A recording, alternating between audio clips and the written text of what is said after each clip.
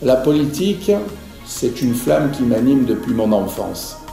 À 17 ans, j'ai adhéré à un nouveau parti qui se créait, qui était le Rassemblement pour la République, le RPR. Jacques Chirac, qui venait de quitter Matignon, avait décidé de créer ce parti et je dois dire qu'il m'avait séduit et enthousiasmé. Quelques années plus tard, en 1986, j'ai eu la chance de rencontrer Alain Juppé, l'homme à qui j'ai dédié tout mon engagement politique militant au cours de ces 20 et quelques dernières années. De 1981 à 1995, 14 années de militantisme au service de l'action de Jacques Chirac jusqu'à ce jour béni de mai 1995, cette victoire exceptionnelle.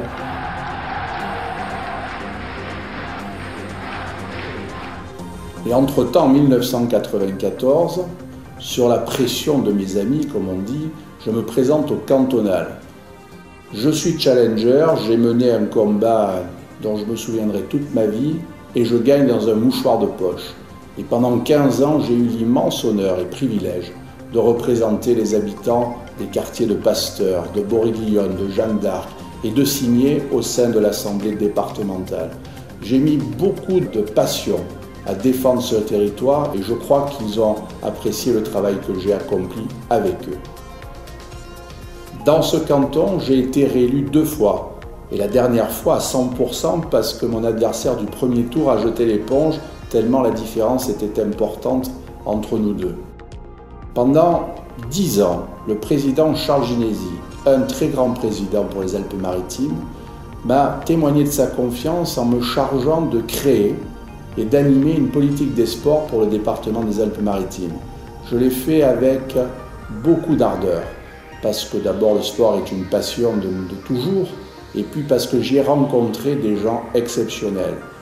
Quand Christian Estrosi est élu président du Conseil général, il me propose un challenge, celui de s'occuper du logement social, la politique d'insertion et la politique de la ville, c'est-à-dire s'occuper des quartiers en grande difficulté dans les villes des Alpes-Maritimes.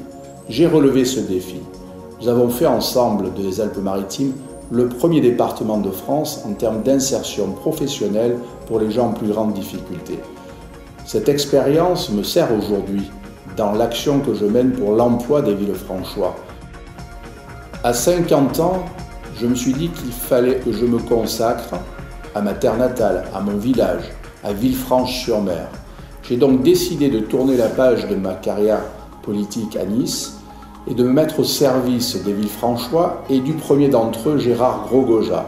Et c'est ainsi qu'en 2008, je suis devenu son premier adjoint au maire.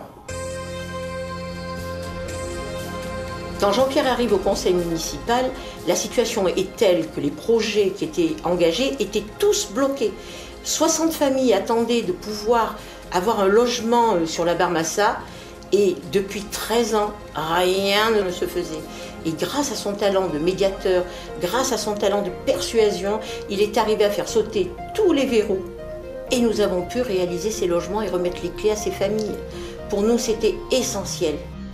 Grâce à la détermination de Jean-Pierre Mandjapan, 160 familles ont pu trouver à Villefranche-sur-Mer un logement. Et nous en sommes très fiers. Quels ont été les autres projets ?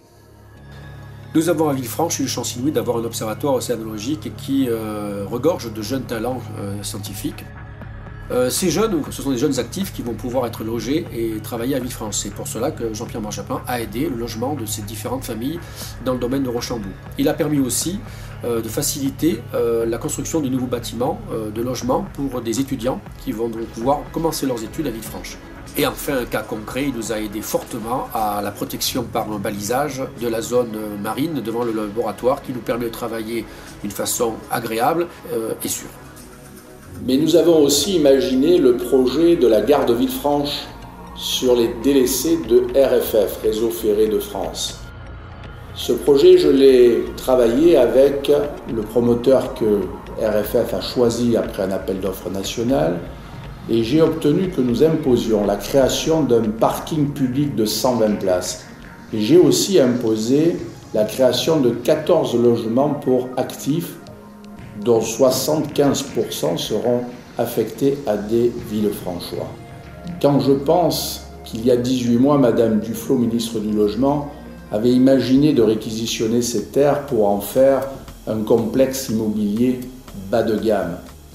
Je crois que nous avons bien fait d'intervenir en premier.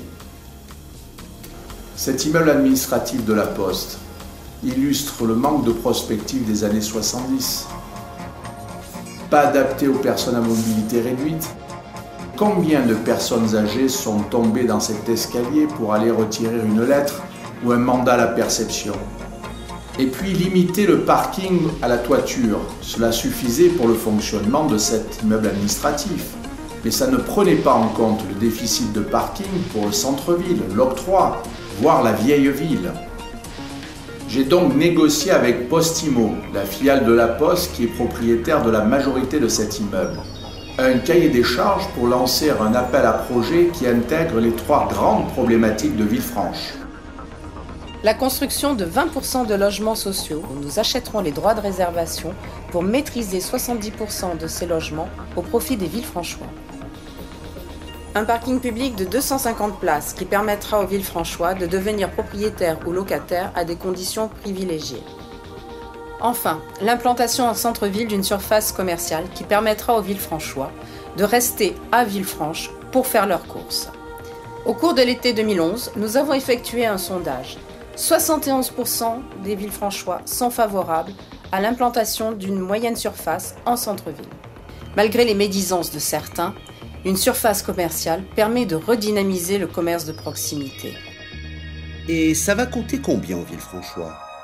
On va devoir augmenter les impôts pour financer cela.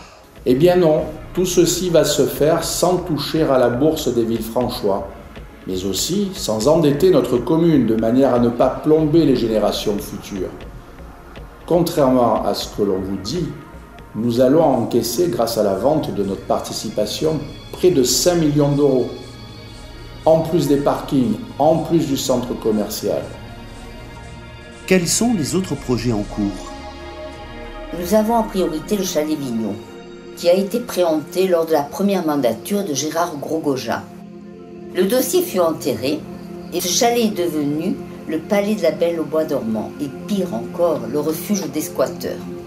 Il a fallu attendre le jour où un grand bailleur national prenne le projet en main en mettant d'importants fonds propres. C'est avec grand plaisir que nous allons enfin réaliser une vingtaine de logements sociaux avec 70% de logements pour Villefranchois. Pour en finir sur les grands projets, parlons un peu du projet de l'octroi. Villefranche manque de lits de qualité pour un tourisme à l'année. Avec la résidence hôtelière et la salle des congrès, on pourra développer cette activité économique. Les logements pour les Villefranchois. Et enfin, un grand parking pour pouvoir faire vivre le quartier de la Darse.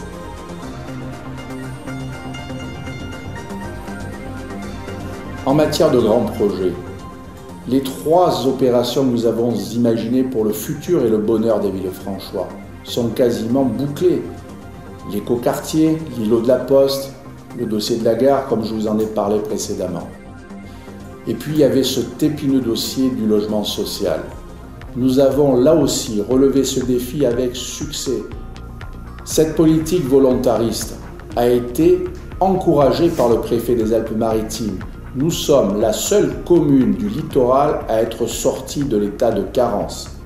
J'ai enfin mené et conduit à son terme avec succès le plan local d'urbanisme de Villefranche. C'est peut-être le dossier le plus important de la mandature car c'est la dernière fois que Villefranche maîtrisera son destin. Dans le futur, c'est la métropole qui déterminera les règles d'urbanisme. Nous avons veillé, dans la plus grande concertation avec vous, à maîtriser le foncier de manière à ce que l'on ne puisse plus bétonner Villefranche et à ce qu'on se préserve un cadre de vie agréable. Je suis fier d'avoir réussi à remplir le contrat passé avec Gérard Gros-Goja. Entre nous, gérer les finances d'une commune dans cette situation de crise, c'est pas une sinécure. Les volontaires ne se poussent pas au portillon.